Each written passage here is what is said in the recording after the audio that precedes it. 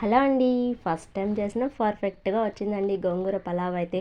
పోయిన సండే అయితే నాటుకోడి కూర, రాగి సంగటి అయితే కానిచ్చేసాం.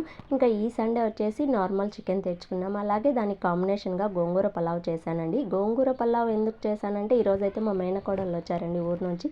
వాళ్ళ కోసమనే నేనైతే ఇక్కడ గోంగూర పలావ్ అయితే చేస్తున్నాననమాట. ఫస్ట్ టైం చేసిన టేస్ట్‌లో మాత్రం చాలా బాగా వచ్చిందండి. అస్సలు తగ్గలేదు. మా పిల్లలైతే ఎందుకు అత్త నువ్వు చేస్తే ఇంత టేస్ట్ వస్తుంది, మేము చేస్తే రాదు ఈ టేస్ట్ అని అయితే అన్నారనమాట.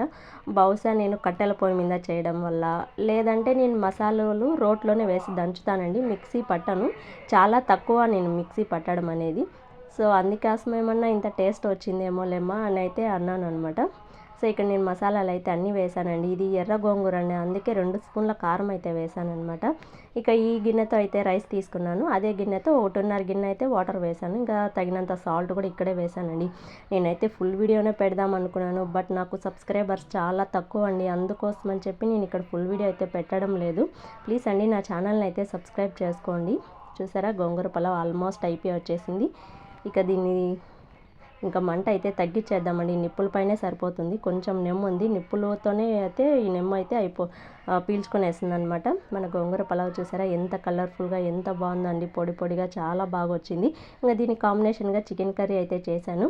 ఈ వీడియో అయితే మీకు నచ్చినట్టయితే ప్లీజ్ అండి ఒక లైక్ ఇచ్చేసి ఛానల్